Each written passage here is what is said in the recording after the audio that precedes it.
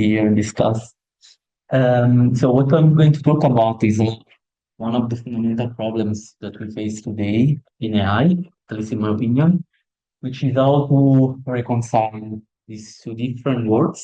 From one side, plausible reasoning, and from the other side, formal reasoning. I'm particularly focusing on large language models, but this, I think, um, is relevant to the broader AI community in general.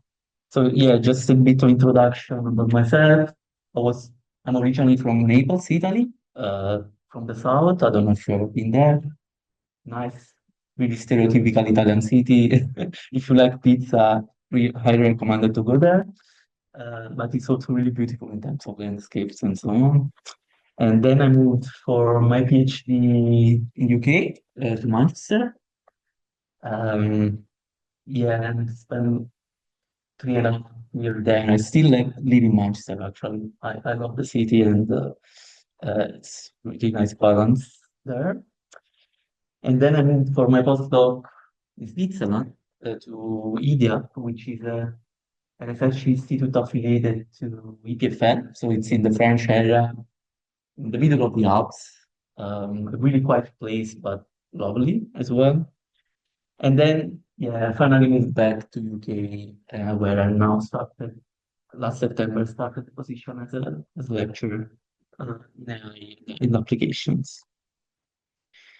Okay, so yeah, let's start. So as mentioned before, one of the persisting challenges that we face today in AI is actually the integration of these two different types of reasoning. So from one side, we have formal reasoning, which, as we understand it, is concerned to the structural validity of arguments. So whether conclusions typically follows from premises via the application of logical rules, syntactic rules. And the word formal here suggests that this kind of reasoning is typically independent of the specific content of the argument. So by simply applying syntactic rules, deductive rules, we can actually do this kind of inference reliably. And on the other side, we have plausible reasoning, which is concerning about the plausibility of arguments. So whether they are grounded in the background knowledge, context, and domain specific assumptions. Now, if we look at large language models today, we can say that they provide a pretty good model for plausible reasoning, uh, but they still struggle with formal reasoning. One of the reasons behind that is because they mostly operate in this kind of material space and are basically pre-trained on and grounded in language. So in order for a language model to be able to perform formal reasoning reliably, they must induce these kind of symbolic schemes and reasoning rules bottom up. Okay. Now, why do we actually care about these two forms of reasoning? Well, they are really complementary. And if we actually want to have reliable AI models that we can apply in high stakes domain, like for clinical inference, for example, we need to be able to explicitly coordinate between these two different types of reasoning. So if you start, for example, from a clinical hypothesis, a medical claim, and you want to construct, for example, an explanation that is grounded in scientific literature, clinical studies, and so on, you need to be able to retrieve and combine relevant domain assumption and background knowledge, but at the same time, you need to be able to deduce and infer new knowledge that is not explicitly stated in this background evidence. In order to do this, we need to be able to coordinate these two different forms of reasoning. And the inability to coordinate these two is actually leads to some well-known biases. So we can have inference biases, sensitivity, superficial patterns, linguistic variation of the problem. And we all actually have challenges in abstraction and generalization. And we can see this type of biases quite concretely when studying the modern LLM's behavior. And I will show you a couple of examples that suggest how LLMs actually conflate logical reasoning, logical validity with possibility. One example of this is what is known as content tests and formal reasoning. Basically, this happens when we present LLMs with some logical arguments like syllogisms, for example, but we present them with counterfactual scenarios. So when we actually give the LLMs a syllogism whose like a statement contradict our knowledge, for example, the models tend to underestimate the logical value of the argument. So if the argument is not plausible, the models will tend to say more often that the argument is not valid from a logical point of view. Vice versa, if the argument is plausible, they tend to overestimate the logical validity. And this phenomenon is quite consistent across different inference tasks, as you observed across natural language inference, syllogism, and other types of question answering problems. The second example is this kind of knowledge reasoning dissociation that we can find in LLMs, where actually we can see that LLMs often possess the relevant knowledge to perform some type of inference that we care about, but they actually lack the structured, composable internal mechanism of representation to apply that in practice. So one example of this can be observed in the context of clinical reasoning, where, for example, if we give a natural language inference problem, the clinical domain, and we ask the model which kind of inference the model needs to perform, so if it needs to do causal attribution and other types of reasoning, the model quite reliably can tell us which type of reasoning is actually needed to do that. But then when testing it on the model most of the time fail. So this shows that there is a dissociation within internal representation between the knowledge stored in internal parameters and the mechanism to actually apply that in practice. Okay, so I'll show you some example of how this problem manifests in practice. Now, in the remaining part of this talk, I would like to show you some of the methods that we've been explored to try to actually reconcile these two paradigms. And by exploring the tension between a more symbolic representation, so moving more towards neuro-symbolic integration, or more distributed representation, where we actually want more flexibility and scalability by intervening directly into the model internal activations. So from one side, we have a high verifiability formal guarantees when we look at our neuro-symbolic integration. From the other side, we have this kind of high flexibility and scalability. So there is a tension between these two dimensions. Also, feel free to interrupt me for any question if you want. Okay, so let's start from the highest point of this spectrum. And let's consider our neuro-symbolic integration. So one way to words is try to leverage the complementary features of LLMs or machine deep learning in general, and more traditional AI methods, symbolic AI methods. In particular, try to integrate large language models with existing symbolic solvers. So this can be constraint satisfaction, satisfaction theory, or children provers in general. And the idea here is that we can use large language model, leverage the linguistic capabilities, translate natural language input and queries into a formal language, machine learning language, and then we can use an external symbolic solver to derive the solution of the problem that we care about. And in order to do this, we are kind of auto-formalization, where exactly the program is. from problem description into something that is a formal code that we can actually use via symbolic methods. Okay, so one example of this is Leap.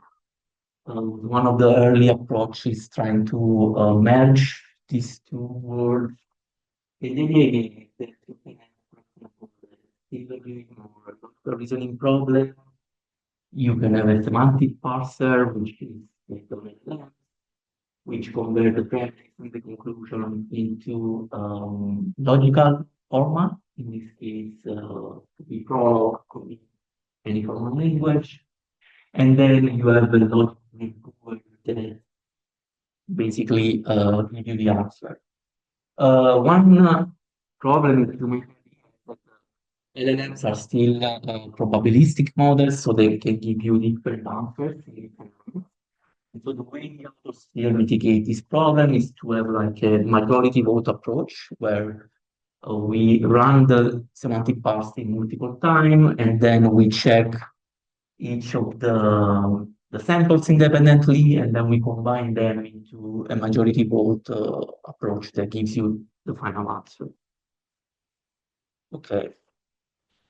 And in terms of results, this should be beneficial for a set of logical reasoning problems in natural language, including datasets such as folio or proprietary, where you can see that basically the link approach tends to be more reliable than other methods such as chain of thought or simply asking the model to use a scratchpad to derive the answer.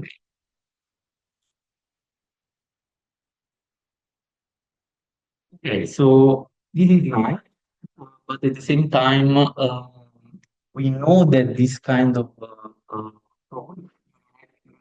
approach actually can only reliably solve problems with complete in natural language. So, for example, in the case of the problems solved by link, you need to have a complete description of the problem with the full expression of the premises that you need to derive the answer. So one of the problems with this approach, unidirectional approach, is actually to deal with incomplete information. Uh, and um, Here is also we are not really leveraging uh, LLMs, which is actually this ability to do plausible domain-specific some background knowledge. And also we have no ways to explicitly correct or refine errors. So one way, one step forward here is to enable this kind of bidirectional communication between model and the symbolic solver, where here, instead of leveraging LLMs simply for calculation, we actually want to leverage their ability to do abductive inference of probability. So the idea here is that the LLM does not only perform translation, but also is used to generate natural language explanations to address a problem whose information might be unspecified or incomplete. And here also this kind of bidirectional communication can enable the symbolic solver to provide some explicit output or error used to refine this solution iteratively. So for example, if you have an initial claim, we can use the LLM to do auto formalization and maybe fill some knowledge gap that are not explicit in the explanation. So this will look like semantic parsing in some formal logical reasoning language. Then the theory program can be checked whether the explanation is logically valid, doesn't contain any contradiction, and it is complete, and give explicit outputs or error logs back into the model, and specifically tell where the proof construction failed for example. And then the LLM can use this information to refine the explanation and data formalization to add, for example, more premises or information and start this cycle again and remove contradiction, for example. Right. And then to do this in order to leverage natural language explanation explicitly, and to try to use this hybrid mechanism to make the reasoning more faithful as well.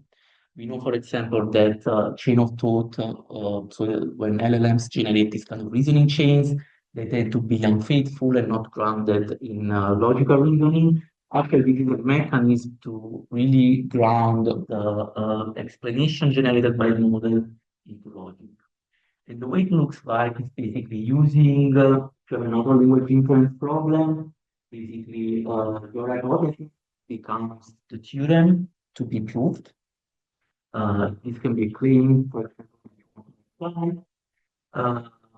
The premises become the set of functions that represent context to do to derive the hypothesis as well.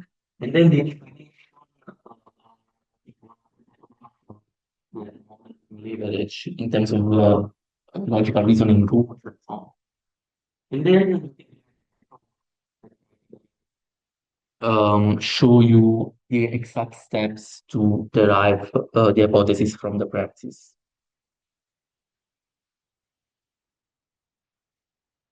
And this is what we've been proposing recently as a framework. So the idea, so this is an entire representation, the dramatic representation of our framework. So again, problem, question answering problem, the models performance optimization. This goes through theorem provers that checks for semantic syntactic validity. Inference suggests the potential steps that can be used to go through the problem. This is given again to data formalization and the theorem prover that checks whether actually to prove or contradiction or inconsistency within the explanation. And this goes back to the LLM, which can continue this iterative loop.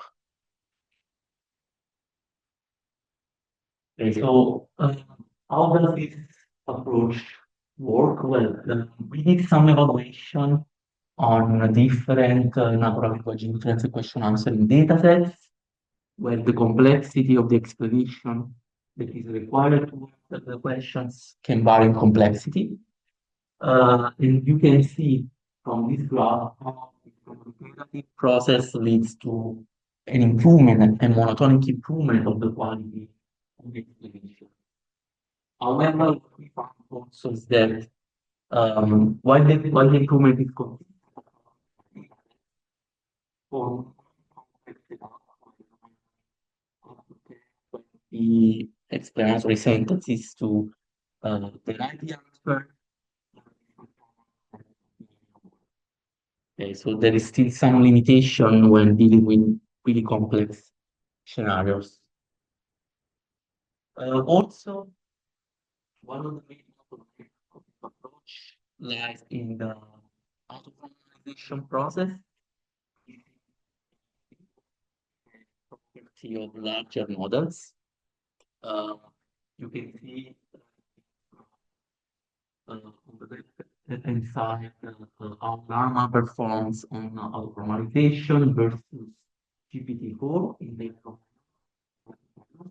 you can see that there is a huge gap between the ability to do auto-formalization from GPT-4 to model. So this is still an unsolved limitation. However, what we can do is to leverage, for example, GPT-4 to just do the auto-formalization and then to do the inference. And it seems to be a good way to balance performance versus efficiency.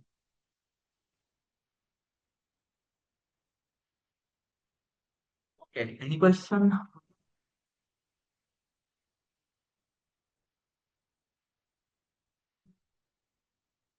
Okay, we can discuss later. Okay, so we have seen large language models with symbolic approaches and leveraging the best of both worlds, essentially. One of the main issues is actually that the pure neuro-symbolic approaches tend to be quite static. Uh, so the idea, in the framework that I showed before, or you choose a symbolic solver, there is no mechanism to dynamically uh, to specific symbolic solvers. But however, we know that different problems may require different symbol types of solvers, different types of tools to be solved. For example, if then it might be appropriate to use part of software. If we have a first of the logic problem, and then we can use some more nine for constraint satisfaction, and we might use Python constraints or other tools. And so the idea is that we can actually enter the picture more dynamic by introducing a problem decomposition step together with the router to do planning and to select the correct solver to solve the problem. And this seems to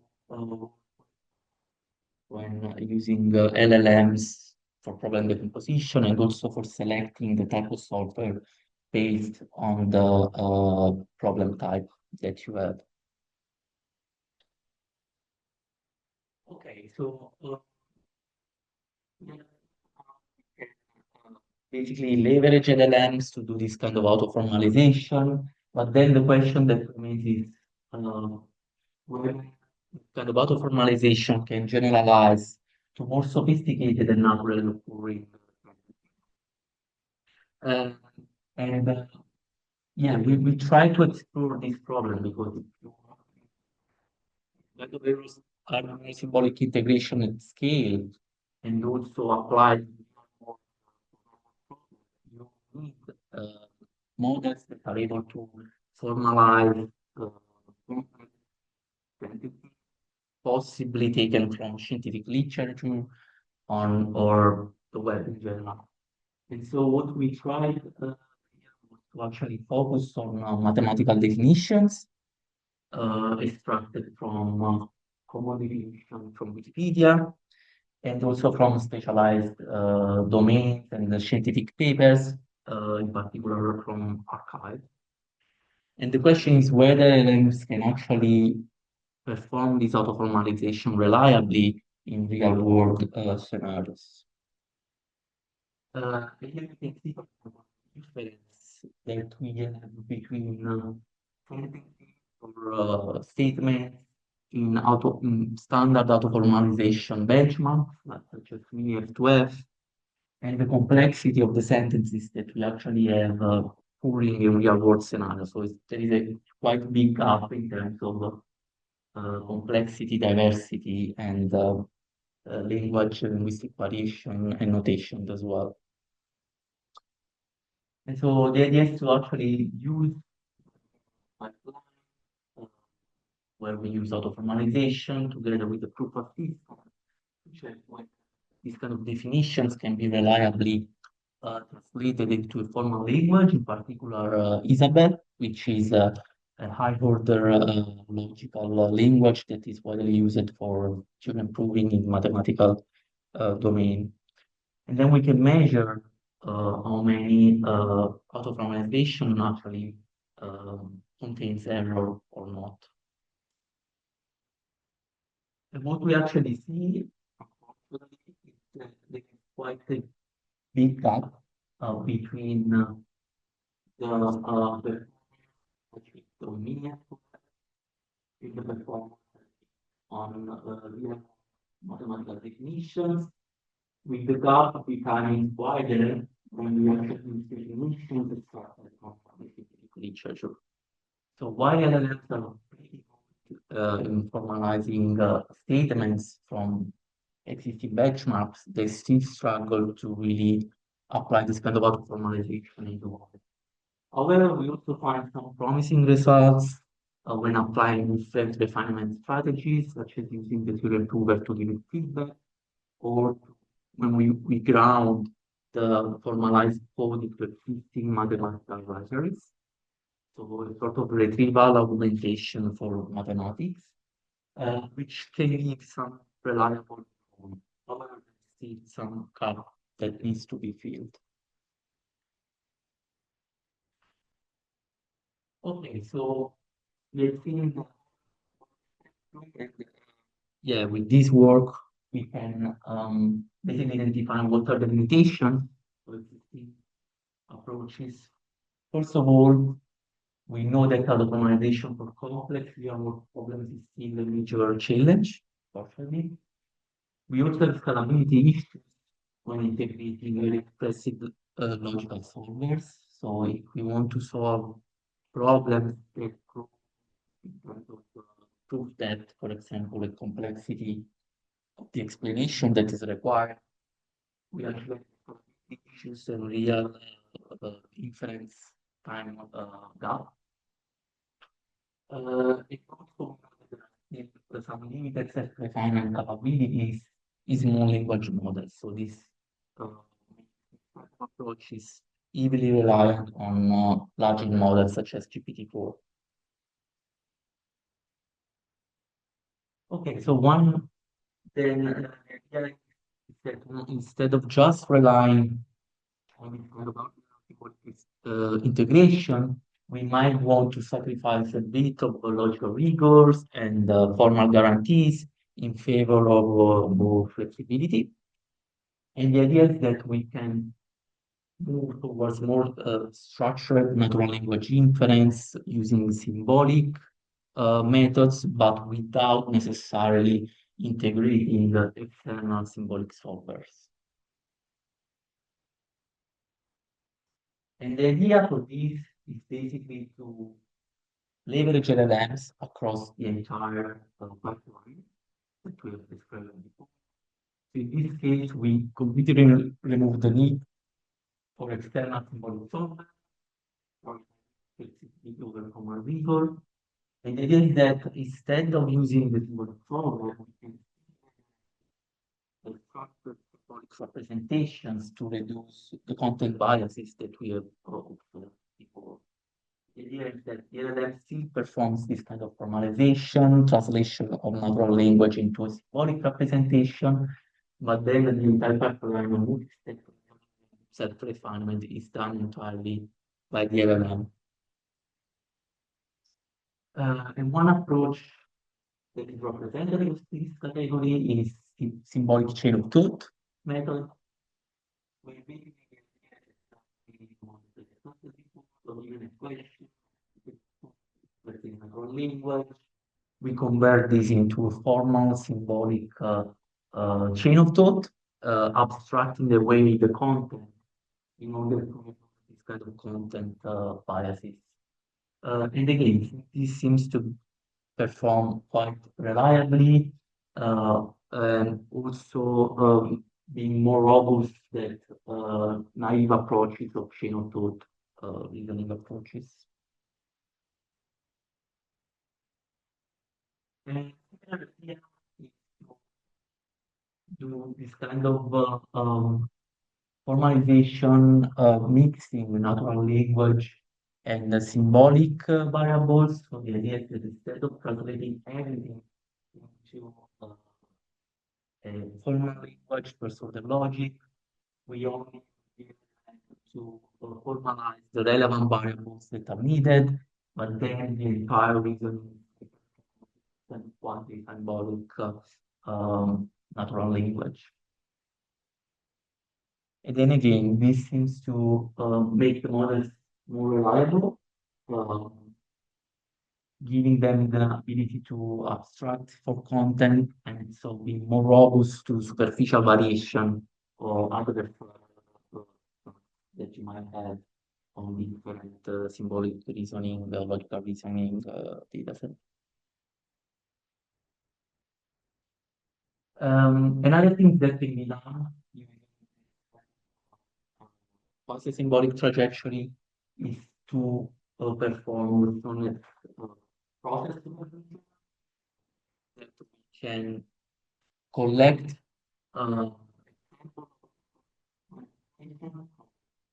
models, and we can try to distill these into smaller models via direct process supervision, preference optimization, and so on. Again,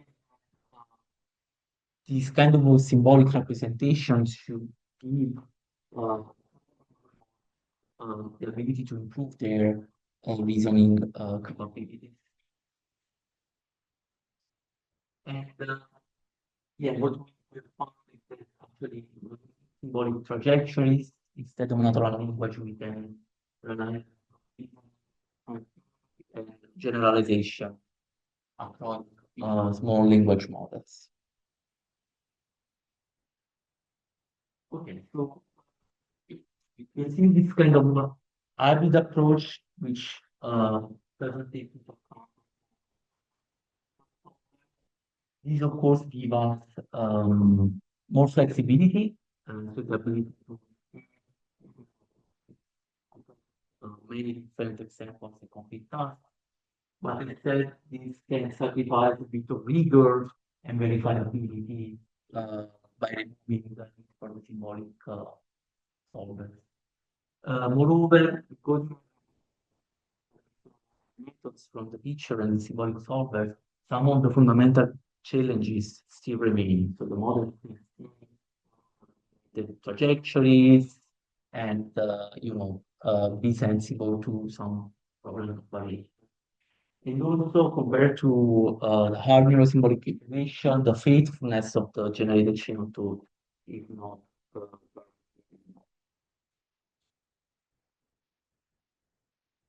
okay, so now we can move to the final part of these approaches, where the idea is we don't want to have any, we want to directly intervene with the activations of the models to see if we can actually logical reasoners solve the formal reasoners.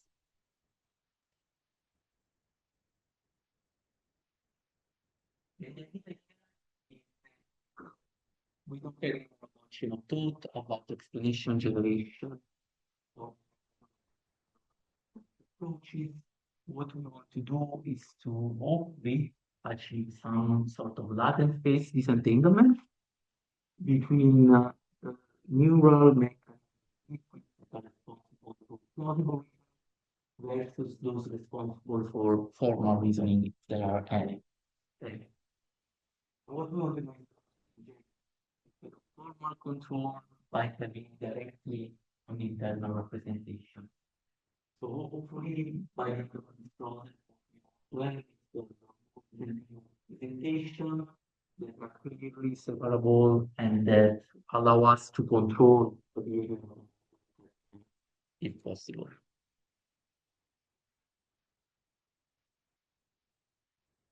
One assumption that we make here, of course, is that symbolic reasoning are actually learned by the model bottom up. So we need to assume in order to uh,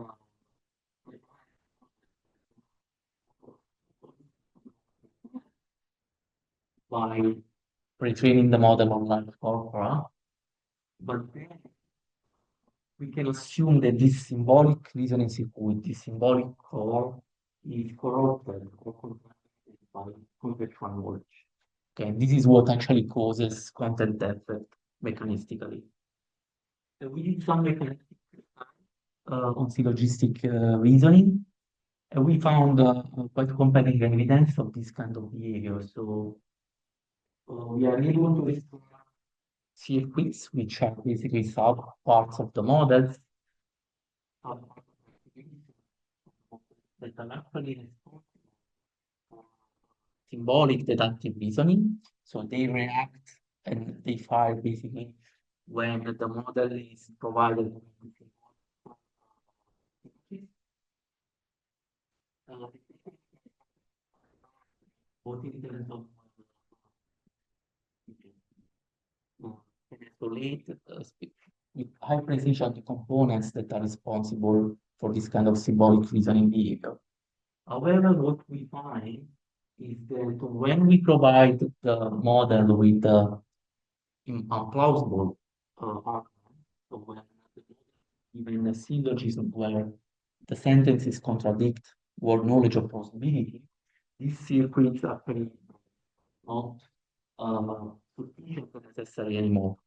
What this means is that there are other attention heads or components that actually suppress this kind of logical reasoning when finding contradiction with word knowledge. So there is a kind of circuit level content effect that gives rise to this kind of bias in the models.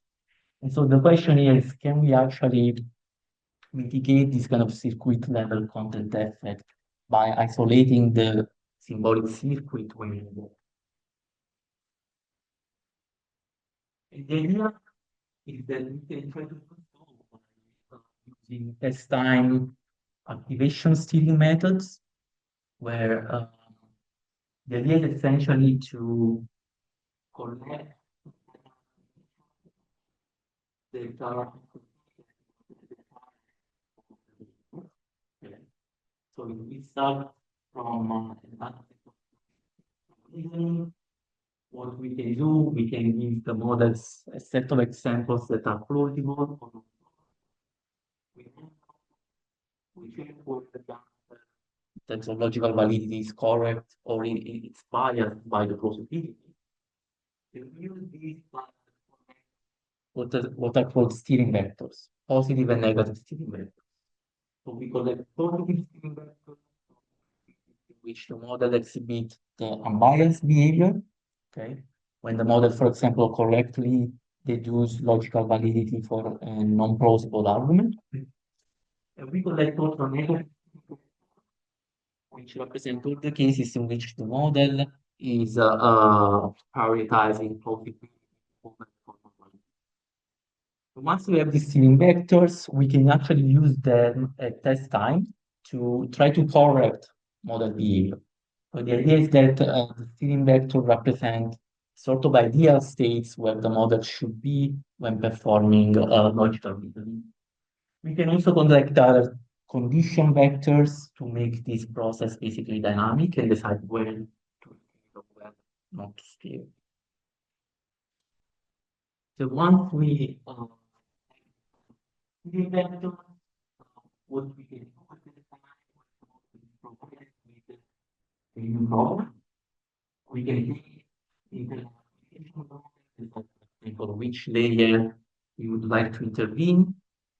And where we apply filter, no?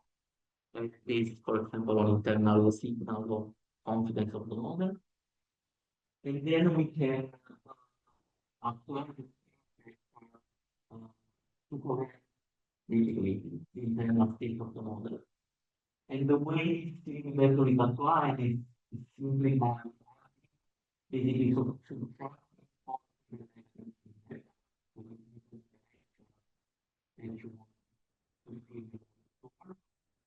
and then on activation we then okay.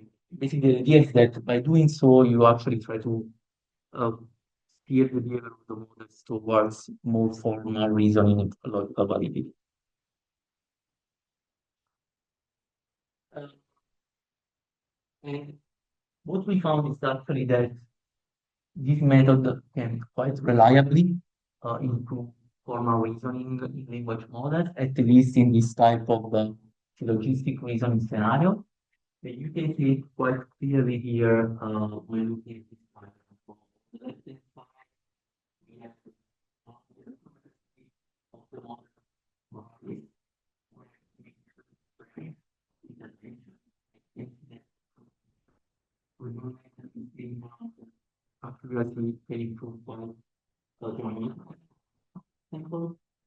We also observe by plausibility, and here you can actually see the relationship between the two. This is particular with Llama 1 billion.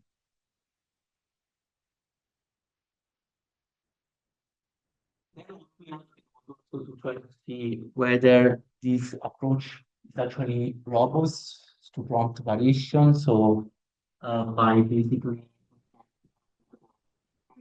prompt structure and different ways of phrasing the syllogism, so paraphrasing them, adding different variables and so on. So what we found is that actually these methods can generalize quite well to prompt variation, even if using exactly the same steering vector collected at the time.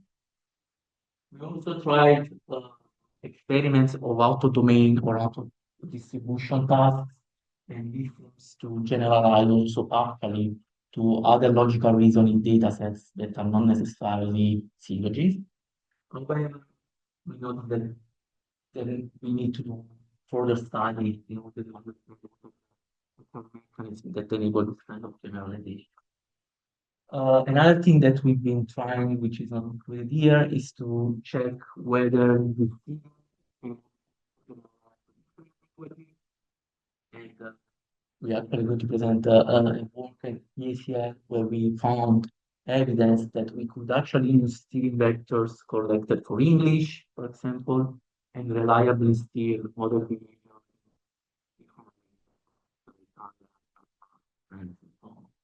So this seems to be quite interesting approach and flexible one as well, because it doesn't require any training.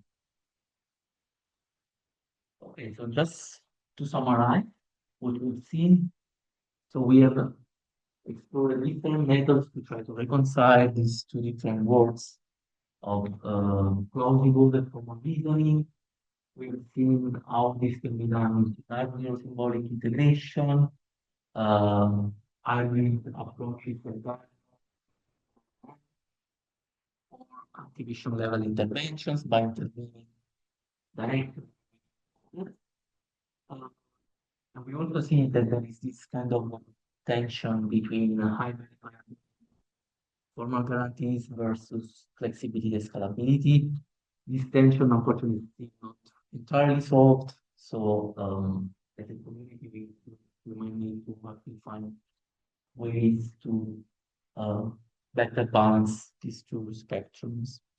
We also gave like a tutorial on this at EMNLP, so if you want to look at an extended version of this. And then some future direction. So I think as we have discussed, my hypothesis, my personal hypothesis is that this kind of conflict between plausible and formal reasoning actually emerge from the way current models are pre-trained and the way these models actually obtain the internal representation. So we have an entanglement.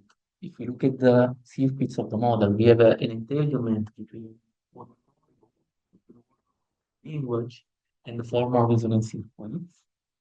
We found the evidence that this could be disentangled partially with intervention. But I believe that to really solve these problems, we actually need to go back to first principles. And so we need to rethink the way we design the architectures, we design the pre-training, keeping in mind that formal and plausible reasoning are actually two complementary aspects, but two different worlds. And some of the interesting directions for the future involve open exploration,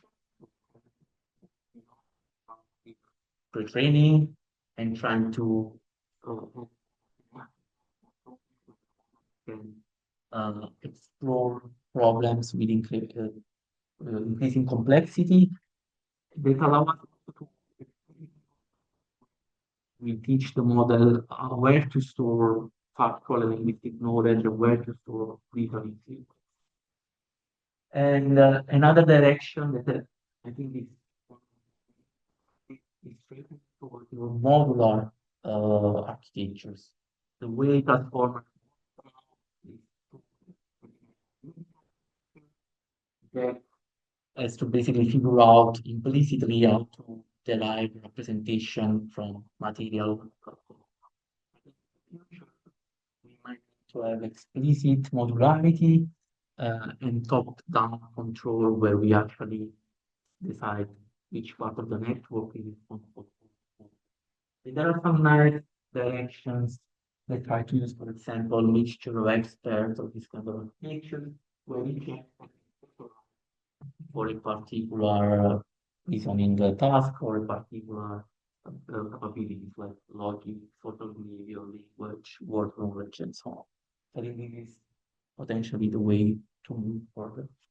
So the idea is that we need to end up having this kind of models with a unified disentangled representation, where the representation for language and factual knowledge are clearly disentangled from the representation of reasoning, and where they can actually be relied within the network. Thank you very much.